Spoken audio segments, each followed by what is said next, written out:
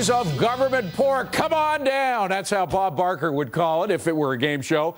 Our next story takes real contestants, Americans who are fed up with pork spending, lets them choose which of the 14,000 or so earmarks in the budget should be eliminated. And yes, there are prizes. Jim Harper of WashingtonWatch.com joins us now from inside the Beltway to tell us all about it. Congratulations. This is a great idea, by the way. And some of the prizes, they're not all sort of fruitcake, although I got to admit, fruitcake is one of the prizes, and I scratch my head on that. But the Kindle is the #1 prize, and that's kind of a fun thing. How does it work, though? Tell us how how it works, how people can go into the website and see it.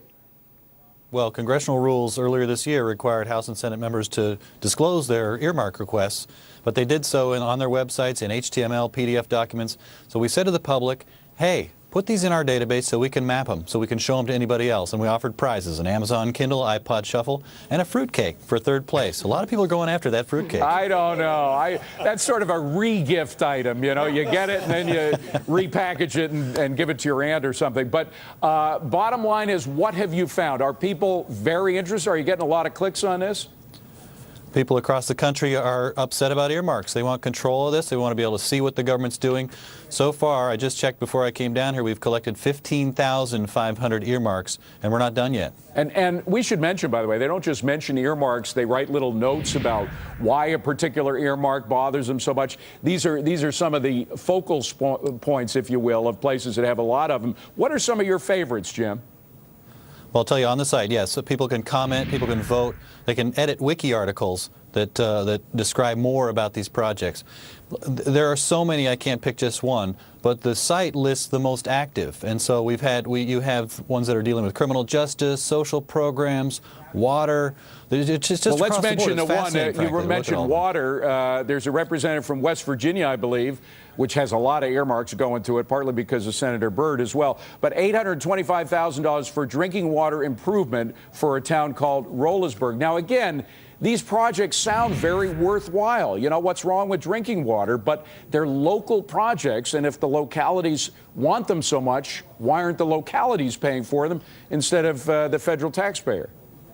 Well, I think that's one good question. One of the things we're going to learn from this is people in those local areas are going to say, this is a good project, this is a bad project. You know, it's when you don't know what's going on, you reject this as pork spending. Some of these might be meritorious. Again, it's a good question. Should people in New York and California be paying for West Virginia local water? Let's talk about that. And that's what we're doing on the site, where people are commenting on all these thousands and thousands of earmarks. We'll hit 20,000, 25,000 maybe before we're done. Now, if we can put up that list again that we just had on, because one of them was Charlie Rangel's project. He has a sort of a youth center named after him, not surprisingly. We had Charlie Rangel on a few months back, and I asked him about it. He said, yeah, sure, why not? It's something that's worthwhile. The community wants it. Everybody benefits. Why shouldn't somebody in the state of Washington be helping out to prevent criminals from going on the streets in New York? He thinks that we are one big community in the United States and everybody should chip in. What's wrong with that argument? So $1 million or more to this one program in New York City. Is that something that Washington State taxpayers should deal with? Is that a good program or a bad program? It's up to the public to decide about this stuff. I do think my gut is that local people should pay for these local programs, but we'll just see. We're also going to learn a lot about political science. What is it that makes earmarks go from request to law? Is it about lobbying? Is it about merit? This is going to be an environment where we learn lots and lots more. Certainly there's a lot of lobbying going on, and also some dead-of-the-night stuff where things are slipped into bills without anybody watching. Now, some of my favorites, speaking of watches, something called Watchdogs, which is Watch, D-O-G-S, Dads of Great Students, $914,000. Sam Brownback from Kansas, and again, this is a non-denominational. This happens on both sides of the aisle. $914,000 for that. Autonomous unmanned undersea vehicle, $4,500,000. That's in the state of Washington. Patty Murray was lobbying for that. Iowa Alliance for Wind Innovation and Novel Design. That's $2 million.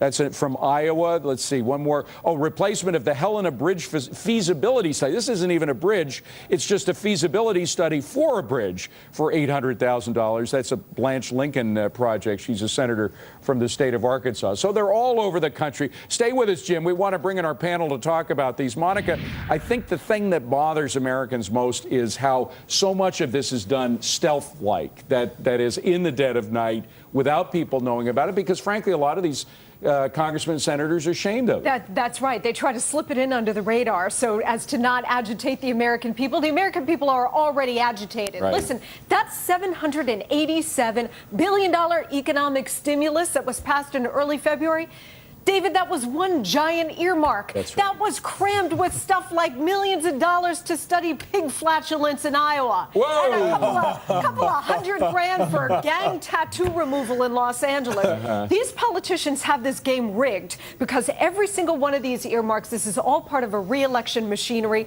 and they all butter each other's bread and cover each other's you-know-what. Monica just nailed it. This is politicians using our tax money for their re-election, right? And they don't care. Monica's right. You know, look, the flatulence comes from Washington, D.C., not just in these earmarks. You know, I got to tell you something. I just think there's no accountability. You know, I love the fact that on TV I'm watching a little bit of uprising with the American public recently, but there just needs to be a lot more. They just don't care. These politicians are good at one thing, using other people's money, and they put it into hyperdrive in the last year. And I got to tell you, I read today that our wonderful people in Congress, now get this, they were blasting the auto company people for riding in private jets. They just ordered 3 G550s for $200 million of taxpayer dollars. They just don't care, and the only time they will care is when come election time, and I am hoping we can clear the decks at that time and get some people who care about our dollars. Ryan, usually I agree with everything Gary says, but to the extent that he thinks the American public doesn't care, I think he's wrong. I think the American public is beginning to get up on their hind legs and say, stop, we have had enough. That's why the health care legislation was stopped in its tracks, at least for now, unless they find another way of kind of,